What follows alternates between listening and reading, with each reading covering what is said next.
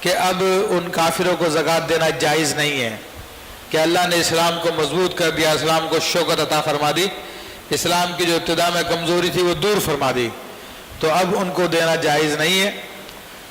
باقی رہا غلاموں کا مسئلہ، تو اب اس زمانے میں غلام بھی نہیں پائے جاتے جو غلاموں کو آزاد کرانے کے لیے زکوٰۃ دی جائے۔ پہلے ایسا ہوتا تھا کہ غلاموں کے آقا اپنے غلاموں سے کہہ دیا کرتے تھے کہ تم ہمیں اتنی اتنی رقم کما کر لا کر دے دو، تو تم دے دو گے تو ہم تمہیں آزاد کر دیں گے۔ تو اس کے لیے مسلمانوں سے کہا گیا تھا کہ اپنی زکوٰۃ کی رقم ان غلاموں کو دے دو تاکہ وہ اپنے آپ کو آزاد کروا لیں۔ تو اب وہ صورت بھی نہیں ہے۔ باقی رہی صورت فقراء کی، مساکین کی، اور فرما کہ عاملین علیہا،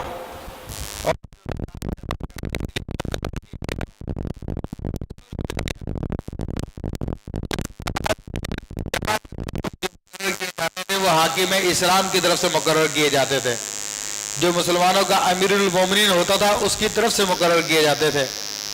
تو اب تو کوئی اسلامی حکومت ہے ہی نہیں ہے جہاں پہ امیر المومنین ہو۔ مسلمانوں کی حکومت ہے لیکن اسلامی حکومت نہیں ہے۔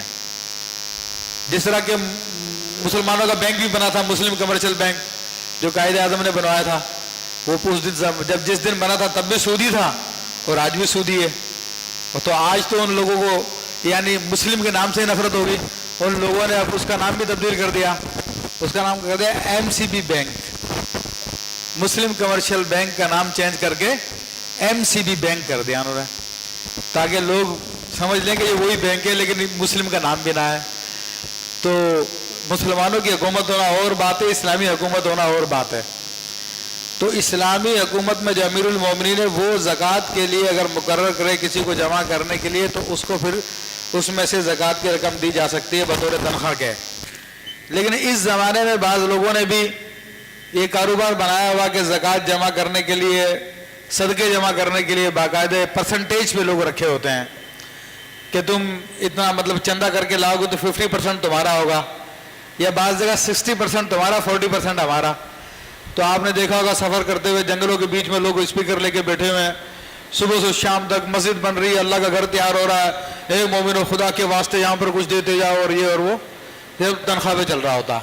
اور وہ جو آپ مسجد کو دے رہے ہوتے ہیں اس میں سے 50 یا 60% وہ چور لے رہا ہوتا جو بیٹھ کے اعلان کر رہا ہوتا۔ تو یہ بہرحال کاروبار چلا ہوا، صرف وہ یہیں نہیں شہروں میں بھی چلا ہوا۔ تو بعض لوگوں کو آپ نے دیکھا ہوگا بڑے باقاعدگی سے چندے مانگنے کے لیے آتے ہیں، تو وہ باقاعدگی اس لیے ہوتی ہے کہ اس کو پیسہ ملتا ہے، اس کو اس کام میں سے، آپ کے چندوں میں سے اس کو دیا جاتا ہے۔ ورنہ آدمی فی سبیل اللہ باقاعدگی سے کام کم لوگ کرتے ہیں، بہت کم کرتے ہیں۔ اس میں آزاد ہوتے ہیں نا، کوئی باؤنڈ نہیں ہوتے، کر لیا نہیں کر لیا۔ تو بہرحال عاملین علیہا کو بھی زکوٰۃ نہیں ہے۔ باقی فقراء بچ گئے، مساکین بچ گئے، فی سبیل اللہ یعنی اللہ کی راہ میں جو لوگ جہاد کی تیاری کر رہے ہیں یا علم دین میں مصروف ہے، تو ان لوگوں کے لیے جیسے طلبہ ہوتے ہیں مدارس میں، ان کے لیے زکوٰۃ دی جا سکتی ہے۔ اور وابن السبیل یعنی مسافر، وہ مسافر ہو چاہے کروڑوں روپے کا مالک ہے لیکن سفر میں اور اس کی جیب میں پیسے نہیں ہیں، تو اس کو بھی آپ رقم دے سکتے ہیں زکوٰۃ کی تاکہ وہ اپنا سفر جاری رکھ سکے، تو یہ بھی جائز ہے۔ اب یہ جو 4 افراد بچے ہیں جن کو زکوٰۃ دینا جائز ہے، تو اب ان کی کیا شرائط ہے، کس شرائط کی بنیاد پہ ان کو زکوٰۃ دے سکتے ہیں؟ سب سے پہلے فرمایا فقراء کے لیے ہے۔ تو شرعی اصطلاح میں فقہاء نے جو تعریف بیان کی ہے فقراء کی، تو اس سے مراد وہ شخص ہے جس کے پاس ایک وقت کے کھانے پینے کا سامان ہو، وہ فقیر ہے شرعی اصطلاح میں، اور اس کے لیے سوال کرنا جائز نہیں ہے۔ یعنی وہ یہ نہیں کہہ سکتا مجھ کو زکوٰۃ دے دو، اس کے پاس ایک ٹائم کا کھانے کا ہے تو زکوٰۃ نہیں مانگا، سوال نہیں کر سکتا، کیونکہ سوال کرنا، خاص طور پہ مانگنے کا سوال کرنا حرام رکھا شریعت نے۔ لیکن آج کل تو معاملات خیر بدل گئے، لیکن مسئلہ بتانا تو ہمارا کام ہے نا، مسئلہ تو بتائیں گے۔ اور ویسے شرعی فقیر جو کہا جاتا ہے عمومی طور پر، وہ اس شخص کو کہا جاتا ہے کہ جس کے پاس 52.5 تولہ چاندی یا اس کی قیمت کا کوئی سامان اس کی حاجت اصلیہ سے زائد موجود نہ ہو. 52.5 تولہ چاندی یا اس کی قیمت، کیا چاندی کی قیمت بنتی ہے کچھ معلوم ہوا؟ 50,000. تقریباً 52.5 تولہ کی 50,000 بنتی ہے. تو 50,000 کے قریب رقم جو اس کی ضرورت سے زائد ہو، اگر وہ رقم موجود ہے اس کی ضرورت سے زائد، تو وہ زکوٰۃ نہیں لے سکتا. ہاں اس سے کم ہے، رقم ہو یا سامان ہو جو ضرورت سے زائد ہے، تو ان کی صورت میں وہ زکوٰۃ نہیں لے سکتا ہے. باقی اگر کوئی ایسا شخص ہے کہ جس کے پاس نہ 52.5 تولہ چاندی ہے، نہ اس کی ضرورت سے زائد اتنی رقم ہے، نہ کوئی ایسا فالتو سامان ہے جس کو ملا کر اس کی قیمت اتنی بن جائے، تو پھر وہ زکوٰۃ لے سکتا ہے. اور یہ بہرحال بہت غور والی باتیں ہیں، غور طلب باتیں ہیں، کیونکہ بہت سارے لوگ جن کے پاس رقم تو نہیں ہوتی ہے لیکن ضرورت سے زائد سامان ان کے پاس ہوتا ہے. مثلا جو عالم نہیں ہے اس نے کتابوں کی لائبریری بنائی ہوئی ہے، حالانکہ اس کی ضرورت کی کتابیں نہیں ہیں. یہاں تک فقہاء نے لکھا کہ اگر قرآن مجید 2 رکھے ہوئے ہیں تو ایک قرآن تو ایک بندے کے پڑھنے کے لیے کافی ہے، مگر جو ایک رکھا ہوا اس کی ضرورت سے زیادہ ہے تو اس کی قیمت بھی کیلکولیٹ کریں گے. اسی طرح اگر کپڑے زیادہ ضرورت سے تو ان کی قیمت بھی کیلکولیٹ کریں گے. گھر کا ساز و سامان جو ضرورت سے زیادہ ہے اس کو بھی قیمت کو شمار کر کے اگر دیکھیں گے کہ 52.5 تولہ چاندی تک پہنچی تو وہ شخص زکوٰۃ نہیں لے سکتا. تو بہرحال یہ موٹی موٹی باتیں ہیں کہ اگر کوئی ایسا شخص آپ کو ملتا ہے کہ جس کے پاس اتنی قیمتیں نہیں ہیں تو اس کو آپ زکوٰۃ دے سکتے ہیں. ورنہ لوگوں نے یہ تصور کیا ہوا جو بیوہ وہ زکوٰۃ لے لے گی، جو یتیم ہے اس کو زکوٰۃ لگ جائے گی. ایسی بات نہیں ہے میرے بھائیوں. یتیم کے پاس بھی بعض اوقات اس کا باپ دادا بینک بیلنس چھوڑ کے جاتا ہے، تو اس کا بینک بیلنس ہے، اتنی رقم اس کی ملکیت میں آ جاتی ہے جو 52.5 تولہ چاندی کی قیمت کو پہنچتی ہے، تو وہ زکوٰۃ یتیم کو نہیں دی جا سکتی اس کو. اور بعض اوقات یہ ہوتا ہے کہ بیوہ ہوتی ہے تو بینک بیلنس ہوتا ہے، بینک بیلنس نہ بھی ہو تو اس کے پاس چاندی یا سونے کا کچھ چھوٹا موٹا زیور ہوتا ہے، تو ایسی صورت میں اگر ان کی قیمت بھی 52.5 تولہ چاندی کو پہنچتی ہے تو اس کو بھی زکوٰۃ نہیں دی جا سکتی. تو یہ بڑے باریک مسائل ہیں اس حوالے سے، اور ان سب کو سیکھنے سے ہی آتے ہیں، ویسے نہیں آتے. اب ہم مسائل یہ بیان کرتے ہیں، لوگوں نے اپنے طور پہ کچھ سمجھا ہوتا ہے، جب میرے سے کوئی نئی بات سنتے ہیں تو ان کو غصہ چڑھ جاتا ہے کہ آج تک تو ہم نے سنا نہیں تھا، آج تک تو ہم ویسے ہی کرتے ہوئے آ رہے تھے. تو پھر وہ بحث مباحثہ بھی شروع کر دیتے ہیں بعض اوقات. تو بہرحال مسائل بتانا ہمارا کام ہے، عمل کرنا مومن کا کام ہے. ان باتوں کا خیال رکھا جائے. بعض اوقات یہ صورت بھی ہوتی ہے کہ بندہ اچھی خاصی تنخواہ لے رہا ہے، کما رہا ہے، لیکن یہ کہ سارا کا سارا اس کی ضرورت میں خرچ ہو جاتا ہے، ہر مہینے کے مہینے بچوں پہ خرچ ہو جاتا ہے، کھانے پینے میں خرچ ہو جاتا ہے، اور اس کے پاس اتنا نہیں بچتا جو زکوٰۃ کی مقدار کو پہنچے، جس پہ زکوٰۃ واجب ہو جائے. تو ایسا شخص سوال تو نہیں کر سکتا ہے زکوٰۃ کا، لیکن اگر ہمیں معلوم ہے اس کی کنڈیشن ایسی ہے جس کے پاس کوئی بچتا نہیں ہے تو اس کو ہم زکوٰۃ دے سکتے ہیں. اچھا، آج کل پھر زکوٰۃ کے نام پہ لوگوں نے بہت سارے کام شروع کر دیے ہیں کہ جناب وہ ہاسپٹل میں مریضوں کا علاج کیا جاتا ہے زکوٰۃ سے، اور وہ ڈائریکٹ ہاسپٹل کی انتظامیہ لے لیتی ہے، اور کوئی بھی شخص آتا اس کو پھر فری میں علاج کر دیتے ہیں. اس میں ڈاکٹر کی فیس بھی کٹ رہی ہے، اس میں جس کمرے میں اس کو ٹھہرایا ہوا اس کا کرایہ بھی کٹ رہا ہے. تو زکوٰۃ کی بنیادی شرط یہی ہے کہ آپ کسی آدمی کو اس کا مالک بنائیں گے، اور آدمی سے مراد وہ ہوتا ہے جو شرعی فقیر ہوتا ہے. بالفرض آپ نے ہاسپٹل میں زکوٰۃ دے دی تو ہاسپٹل میں اس کے علاج میں 50,000 روپے کا خرچہ آیا، اس 50,000 میں سے صرف 25,000 میڈیسن پہ لگے ہیں، باقی ڈاکٹر کی فیس میں نکل گئے ہیں، کمرے کے کرائے میں نکل گئے ہیں. ٹھیک ہے، یہ پیون وغیرہ جو کام کرتے ہیں ان کی تنخواہوں کی مد میں بھی اسی سے کٹوتی ہوتی ہے. تو آپ کی صرف 25,000 کی زکوٰۃ ادا ہوگی، کیونکہ وہ 25,000 کی دوا اس کو دے دی گئی ہے، تو وہ دوا دی تو اس کا مالک ہو گیا. لیکن جو باقی 25,000 انڈائریکٹ خرچ کیے گئے اس کو مالک بنائے بغیر یا اس کے ہاتھ میں دیے بغیر، تو پھر اس کے بارے میں قابل غور بات ہے کہ آپ کی زکوٰۃ وہ ادا ہوئی یا نہ ہوئی۔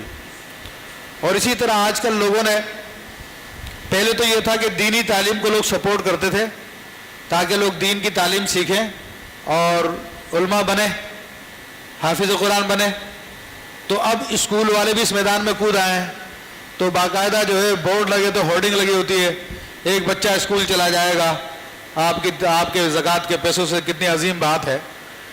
تعلیم کے مخالف نہیں ہے، لیکن اسکول بھیج کر جو تعلیم آپ دلوا رہے ہیں وہ کون سی تعلیم ہے؟ کیا وہ اللہ سے قریب کرتی ہے؟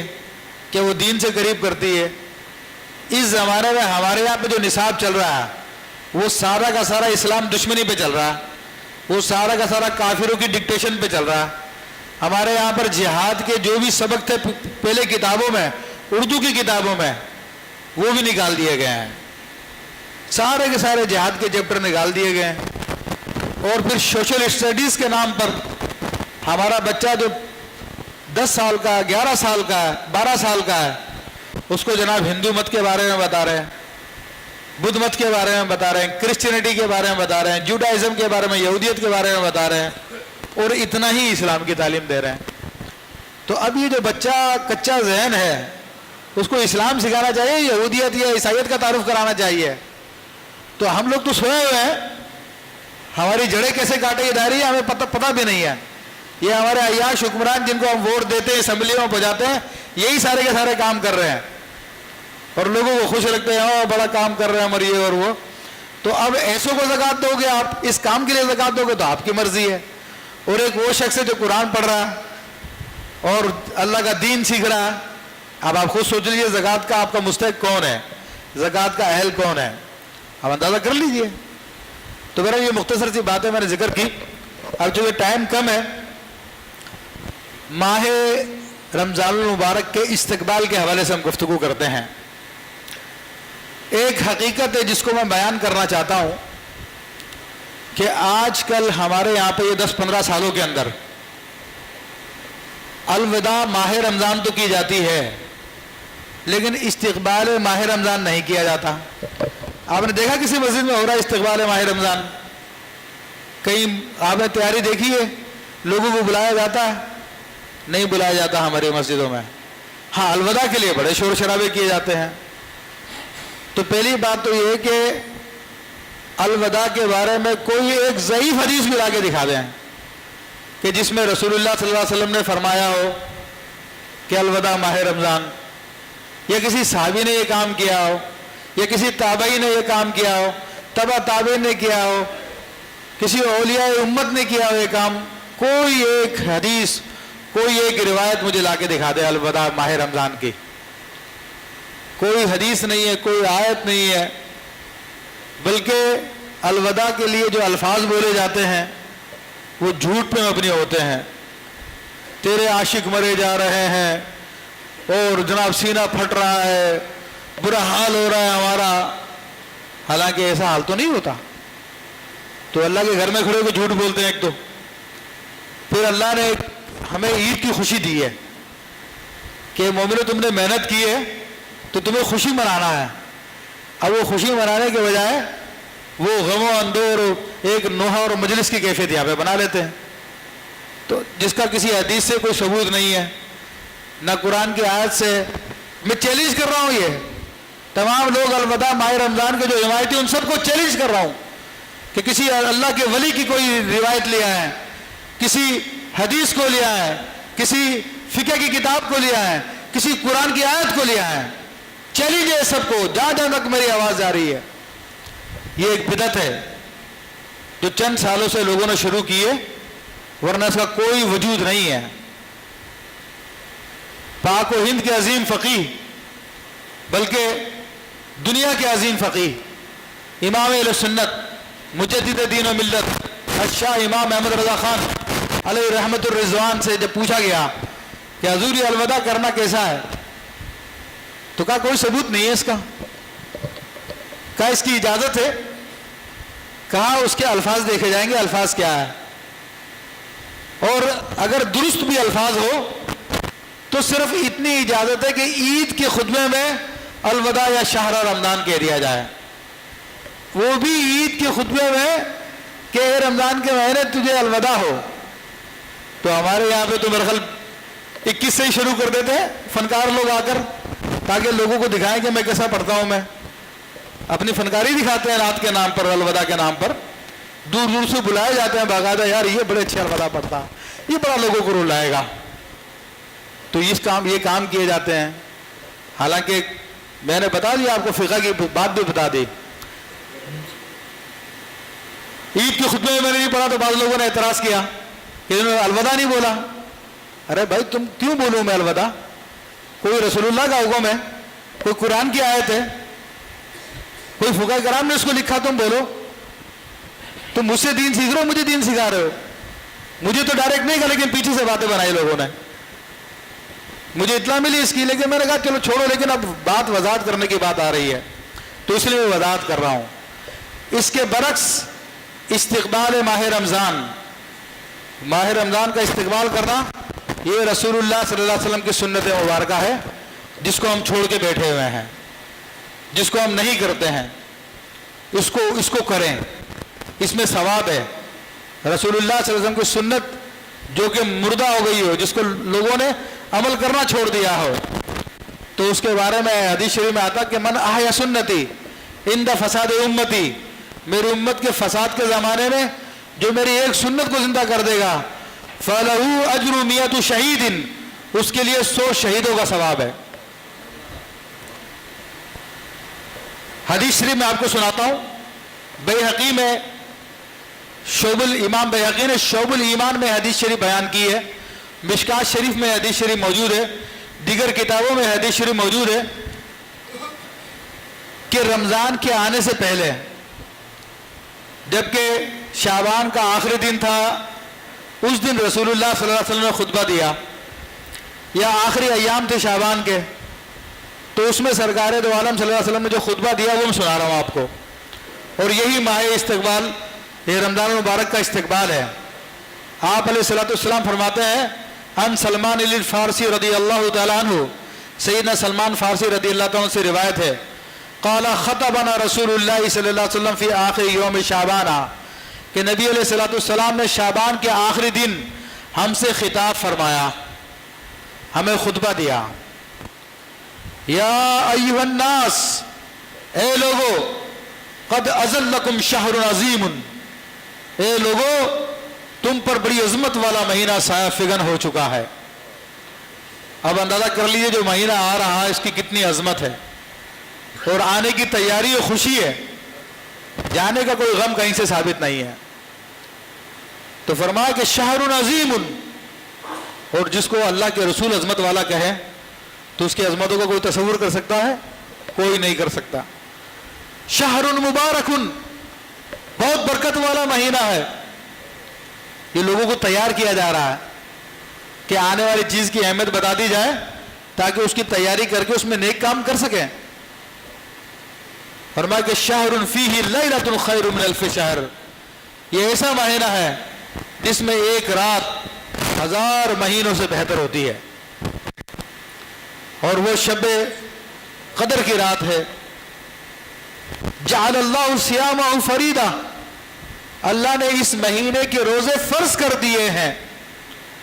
وقیامہ لیلۃ تطوعا, اور اس کی راتوں میں قیام کرنے کو نفل قرار دیا ہے.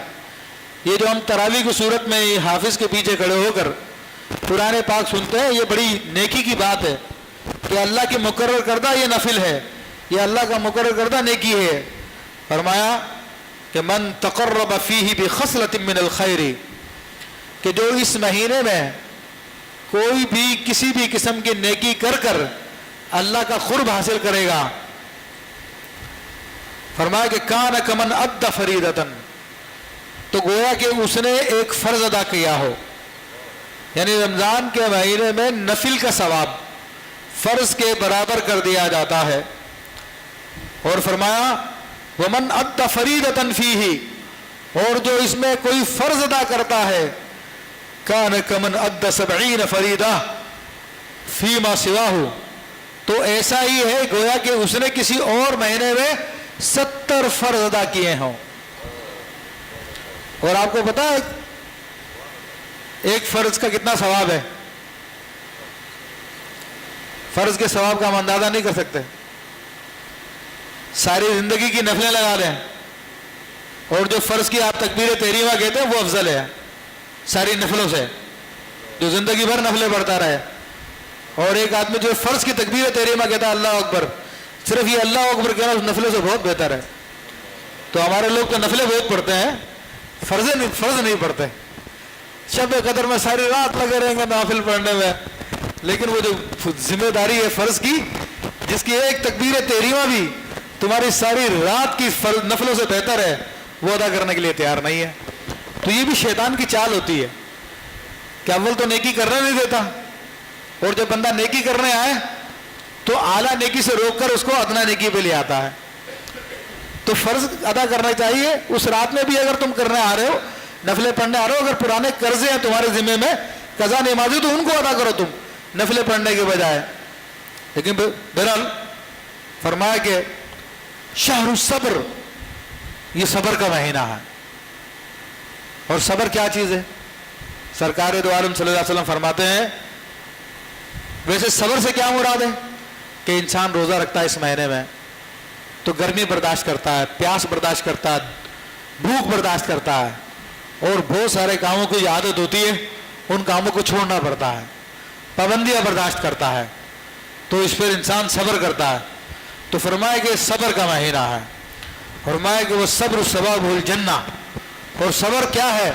اس کا ثواب جنت کے سوا کچھ بھی نہیں ہے. اور فرمایا وہ شہر المواسات، یہ غم خاری کا مہینہ ہے. ایک دوسرے سے غم خاری کی جائے،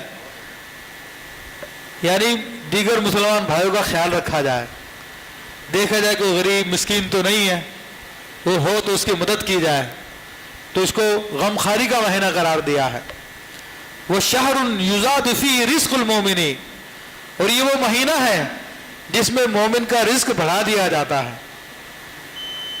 یہ عجیب اللہ کی رحمت ہے، عجیب برکتیں ہیں اور عجیب معاملات ہیں کہ اللہ تبارک و تعالیٰ اور مہینے کے مقابلے میں اس مہینے میں زیادہ رزق عطا فرماتا ہے.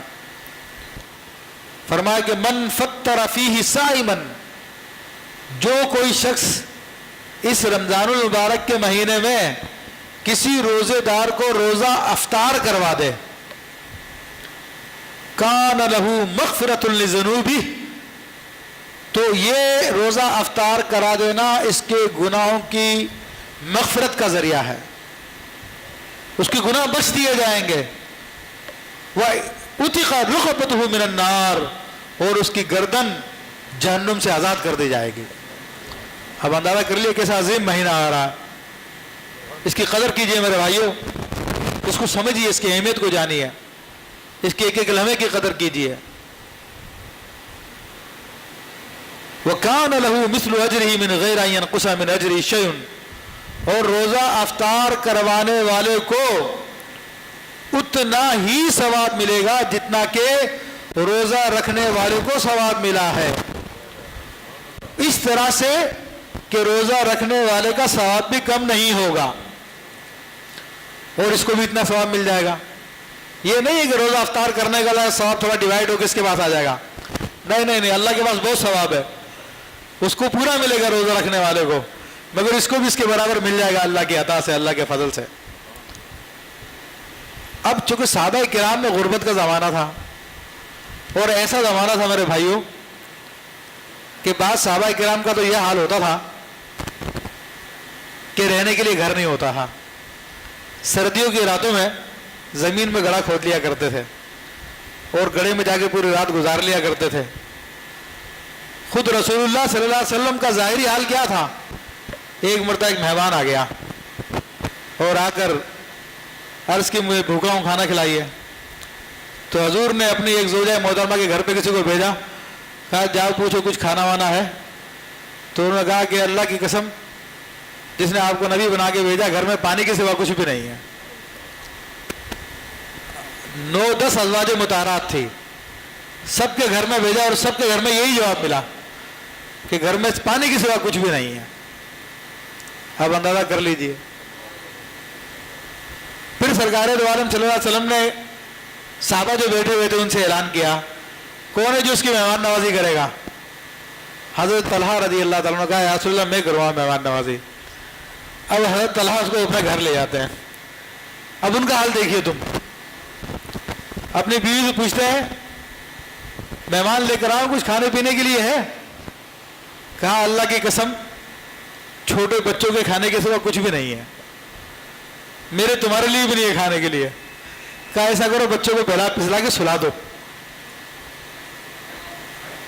بچوں کو سلا دیا، مہمان کو بٹھایا، کہا جب کھانا لے کر آؤ تو چراغ صحیح کرنا کہ نیت سے جانا اس کو دکھانے کے لیے، اور چراغ بجھا دینا، اور اس کے بعد ہم دونوں ایسے ہاتھ پیر چلا منہ چلاتے رہیں گے، مہمان کو پیٹ بھر کے کھانے دینا۔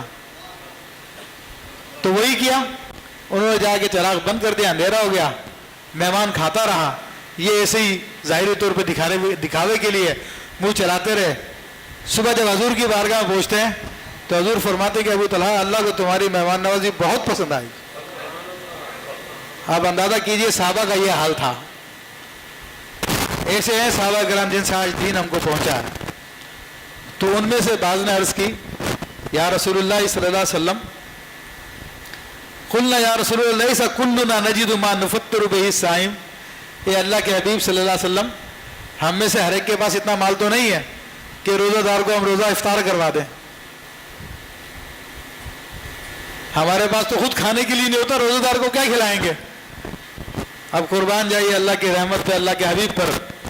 ارشاد فرماتے فقال رسول اللہ صلی اللہ علیہ وسلم یؤتی اللہ هذا الثواب من فطر الصائم علی مسقط اللبن، کہ اللہ تبارک و تعالیٰ یہ ثواب جو میں نے بیان کیا ہے کہ اللہ تبارک و تعالیٰ جہنم سے اس کی گردن کو آزاد کر دے گا، اس کے گناہوں کو معاف کر دے گا، اور اس کو بھی اتنا ہی ثواب ملے گا جتنا روزے دار کو ملا ہے۔ یہ ثواب تو ہر اس شخص کو عطا فرمائے گا جو دودھ کے ایک گھونٹ پہ روزہ افطار کروا دے، اور تمرتن یا ایک کھجور کھلا کے روزہ افطار کروا دے، اور شربت من ماء یا پانی کا ایک گھونٹ پلا دے۔ اب اندازہ کیجئے میرے بھائیوں، ومن اشبع صائما، اور جو روزے دار کو پیٹ بھر کے کھلا دے، سقاہ اللہ من حوض شربتن، اللہ تبارک و تعالیٰ اس کو میرے حوض کوثر سے پلائے گا، لا یظمأ ابدا، پھر کبھی اس کو پیاس نہیں لگے گی، حتی یدخل الجنت، یہاں تک وہ جنت میں داخل ہو جائے گا۔ فرماتے وہ شہر اولہ رحمہ، یہ وہ مہینہ ہے جس کا اول 10 دن رحمت ہے، وہ اوسطہ مغفرہ، اور اس کا درمیانی اشرہ درمیان کے 10 دن اللہ کی مغفرت کا ہے، وہ آخر عتق من النار، اور اس کے آخری 10 دن جہنم سے آزادی کے دن ہے۔ ومن خفف عن مملوکی، اور جو اپنے خادم سے اس مہینے میں خدمت میں کمی کر دے وہ بھی روزے دار ہوگا، مسلمان ہے، اس سے کام کم لے اس دنوں میں، مزدور کو مزدوری پہ لگایا ہوا عام دنوں کے مقابلے میں جو کم کام لے رمضان کے مہینے میں، غفر اللہ لہ وعتقہ من النار، اللہ اس کی مغفرت فرما دے گا اور اس کو جہنم سے آزاد فرما دے گا۔ تو یہ وہ خطبہ ہے جو رسول کریم علیہ الصلوۃ والتسلیم نے ماہ رمضان المبارک کے استقبال کے لیے دیا، جو میں نے بعین ہی سنا دیا آپ کو، کوئی اس کی تشریح نہیں کی ہے، کوئی تفسیر بیان نہیں کی ہے، موٹی موٹی جو باتیں ہیں۔ تو آج ہمارے نوجوانوں کو سبق لینا چاہیے کہ جو رمضان آنے سے پہلے ہی نائٹ میچز کے پروگرام بنانا شروع کر دیتے ہیں کہ رات بھر ہم جو ہے کرکٹ کے میچ کھیلیں گے، نائٹ میچ کریں گے، فٹ بال کے کھیلیں گے، ہاکی کے کھیلیں گے، یا دوسری فضولیات میں اپنے ٹائم کو ضائع کرتے ہیں۔ اس طرح اور بہت سارے لوگ معاذاللہ روزہ گزارنے کے لیے وہ ناولیں ڈائجسٹیں لے آتے ہیں، بعض لوگ ٹائم گزارنے کے لیے مختلف موویز لے آتے ہیں، موویوں کو دیکھ دیکھ کے اپنا ٹائم گزارتے ہیں، یا ٹیلی ویژن میں فضول پروگرام نیلام گھر دیکھ کر یا انعام گھر دیکھ کر اپنی تراویح کے اوقات کو بھی ضائع کرتے ہیں۔ ارے بھائی تمہیں کیا ثواب مل رہا ہے اس کا نیلام گھر کو دیکھ کے یا انعام گھر کو دیکھ کر؟ تم اللہ کا ذکر کرو، کوئی قرآن کی زیارت کرو، قرآن کے صفحے کو دیکھنا بھی عبادت ہے، یہ فاسق و فاجروں کو دیکھنا عبادت نہیں ہے۔ ہاں کوئی عالم دین ہے، کوئی دین کی بات تمہیں بتا رہا ہے تو تم اس کو دیکھو، سنو، تمہارے علم میں اضافہ ہوگا۔ مگر آج یہ اسلام کے خلاف سازش ہے، کہ مسلمانوں کو عبادتوں سے روکنے کے لیے ان کھیل کود میں لگا دیا جائے. کہیں موروں کی زیارت کروائی جا رہی ہے تو کہیں سانپوں کا تعارف کروایا جا رہا ہے. یہ عجیب کاموں میں لگا دیا رمضان المبارک کے مہینے میں, اور لوگ اس کو سمجھ رہے بہت بڑی نیکی کا کام ہو رہا ہے. میرے بھائیو, سب کا سب آپ لوگوں کو اللہ کی عبادت کرنے سے روکنے کے لیے کیا گیا ہے.